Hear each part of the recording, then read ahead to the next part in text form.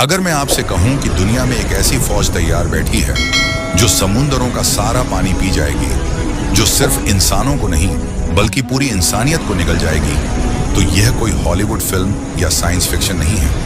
यह वह खौफनाक हकीकत है जो 1400 साल पहले रेगिस्तान अरब में बयान की गई थी और जो किसी भी दिन न्यूज चैनलों की सबसे बड़ी ब्रेकिंग न्यूज बन सकती है।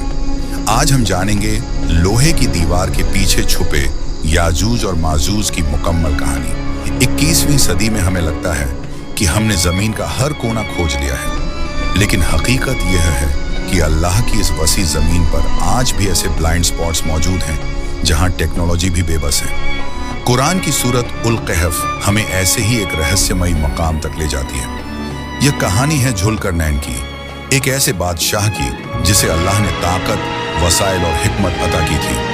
उनका मिशन था जमीन पर अदल कायम करना। मशरिक और मगरिब के सफर के बाद उनका तीसरा सफर इंसानियत की तकदीर बदलने वाला साबित हुआ। 2 ऊंचे पहाड़ों के बीच बसे एक इलाके में जुल्करनैन की मुलाकात एक डरी हुई कौम से हुई। वह लोग किसी आम दुश्मन से नहीं बल्कि याजूज और माजूज से डर रहे थे।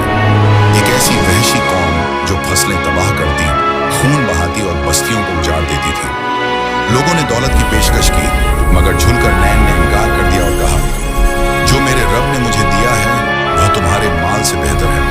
उन्होंने लोहे की एक अजीम दीवार बनाने का हुक्म दिया। लोहे के भारी टुकड़े जमाए गए, उन्हें आग में तपाया गया और ऊपर से पिघला हुआ तांबा डाला गया। यह दीवार इतनी चिकनी और मजबूत थी कि याजूज माजूज न उस पर चढ़ सके, न उसमें सुराख कर सके। जुल्करनैन ने कहा, यह मेरे रब की रहमत है, लेकिन जब मेरे रब का वादा आएगा तो यह दीवार टूट जाएगी। हदीस बताती है कि याजूज और माजूज हर रोज इस दीवार को खोदते हैं, मगर इंशाअल्लाह कहना भूल जाते हैं और दीवार हर रात पहले से मजबूत हो जाती है। एक दिन दज्जाल के खात्मे के बाद वे इंशाअल्लाह कहेंगे और दीवार टूट जाएगी। वे सैलाब की तरह निकलेंगे, झीलें सुखा देंगे, हर चीज तबाह कर देंगे।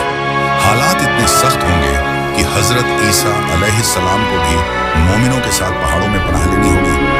फिर अल्लाह अपनी सबसे छोटी मखलूक से उन्हें हलाक करेगा।